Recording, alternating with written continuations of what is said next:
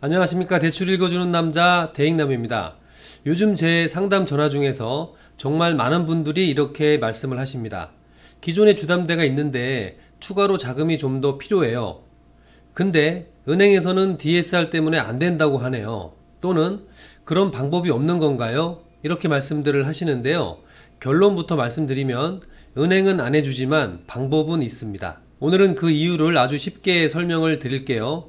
은행이 후순위 담보대출을 왜 안 해주는지, 그리고 그럼에도 불구하고 실제로 가능한 방법은 무엇인지, 실제 현장에서 상담하면서 느낀 제 현실적인 사례와 함께 정리를 같이 해드리겠습니다.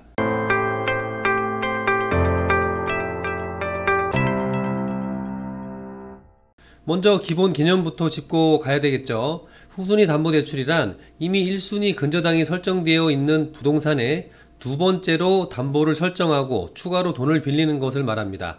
예를 들어 볼게요. 내 아파트가 시세 10억 원입니다. 은행에서 이미 1순위로 4억 원을 빌려서 근저당이 잡혀 있는 상태죠. 그런데 갑자기 자금이 5천만 원 정도가 더 필요합니다. 그럴 때 그 같은 아파트를 담보로 두 번째 금융기관에서 추가로 대출을 받는 구조, 그게 바로 후순위 담보대출입니다. 쉽게 말하면 같은 아파트를 담보로 1번은 은행, 2번은 다른 금융사, 이렇게 겹치는 구조예요. 그런데 은행이 왜 후순위 담보대출을 꺼릴까요? 첫 번째 이유는 리스크 회피입니다. 만약 채무자가 돈을 갚지 못해서 부동산이 경매로 넘어가면 경매대금은 근저당 순서대로 배당이 되는데요. 즉 1순위 은행이 먼저 원금과 이자를 전부 가져가고 그 다음에 남는 돈이 있으면 그제서야 2순위가 그 돈을 받게 됩니다. 문제는 요즘 부동산 시장이 예전처럼 급등하지 않다 보니까 후순위까지 배당될 금액이 보장되지 않는다는 점이에요. 은행 입장에서는 돈 떼일 위험이 너무 높다는 겁니다. 두 번째 이유는 금융당국의 규제 강화입니다.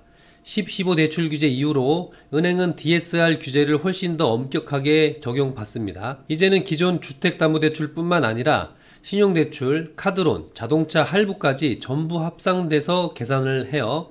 즉 고객이 이미 주담대를 가지고 있다면 추가 대출이 DSR 한도를 초과할 가능성이 매우 높습니다. 그래서 은행 내부 규정상 후순위 자체를 불가로 분류해버린 곳도 많이 있습니다. 세 번째 이유는 내부 신용 리스크 관리입니다.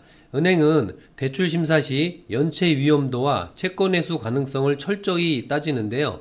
후순위는 구조적으로 불리하기 때문에 리스크 점수에서 이미 감점이 크죠. 결국 이익 대비 위험이 너무 크다는 판단입니다. 많은 분들이 이렇게 물어보세요. 은행에서 안 된다면 진짜 불가능한 건가요? 그렇지 않습니다. 은행은 안 해주지만 가능한 루트는 분명히 있어요.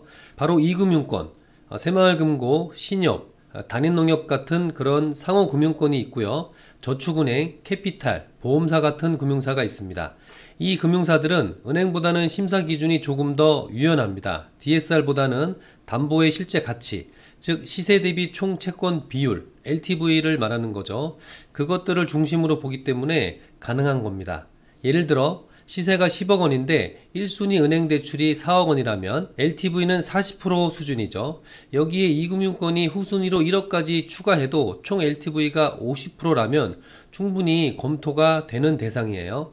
이처럼 담보 여력이 충분하면 후순위로 자금을 조달할 수가 있습니다. 실제 상담 하나만 말씀을 드릴게요. 서울 성북구의 한 고객님이셨는데요. 9억 원대 아파트를 보유 중이셨고 은행 1순위 주담대가 약 4억 원 정도 있었습니다. 사업 운영 중 세금 납부와 인건비 지급 때문에 단기 자금 7천만 원 정도가 급하게 필요했는데 은행에서는 DSR 초과로 거절됐습니다. 그래서 저희가 저축은행 후순위 담보대출 상품으로 연결을 해드렸는데요. 감정가를 기준으로 총 LTV 70%까지 인정을 받기 때문에 7천만 원 정도 금리를 7%대로 대출 받으셨습니다. 결과적으로 사업자금난을 해결을 했고 3개월 뒤에 매출을 회복하고 난 후 일부 상환으로 금리 인하 재약정까지 이어졌어요. 이처럼 은행은 막혀도 금융구조를 이해하면 길은 열립니다. 물론 주의할 점도 분명히 있습니다. 후순위 대출은 금리가 은행보다 높고 대출기간이 짧은 단기 자금 성격이 많습니다. 그래서 급전이 필요한 사업자나 세금 납부, 보증금 반환 등 시한이 있는 자금 목적으로 접근하는 게 좋습니다. 반면 생활비나 소비성 자금으로 사용한다면 부채 구조가 아주 꼬일 수가 있어요. 즉 목적이 명확한 단기 운용 자금일 때 전략적으로 활용하는 게 맞습니다. 자, 마지막으로 실전 팁을 드릴게요. LTV 80%를 넘지 않게 관리하시고요. 아무리 가능하다고 해도 80% 이상은 리스크가 큽니다. 두 번째, DSR 영향까지 계산을 해야 됩니다. 이 금융권은 DSR을 완전히 무시하지 않습니다. 세 번째, 중도상환 수수료, 금리 인하 요건까지 꼭 확인을 하시고요. 단기로 쓰다가 금리가 떨어질 때 재대출하는 게 포인트입니다. 전문가와 구조를 함께 짜세요. 단순히 이자가 얼마예요 보다 내 자산 구조 안에서 안전한 대출 비율은 얼마인지를 설계해야 됩니다. 자, 오늘은 은행이 후순위 담보대출을 왜 안 해주는지, 그리고 그럼에도 불구하고 현실적으로 가능한 대안은 무엇인지 알아봤는데요.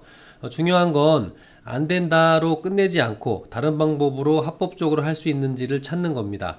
후순위 대출은 위험한 대출이 아니라 전략적인 자금 운용 도구입니다. 자, 아무쪼록 대출 알아보고 계시는 분들은 잘 알아보셔서 좋은 결과 있기를 바랍니다. 감사합니다.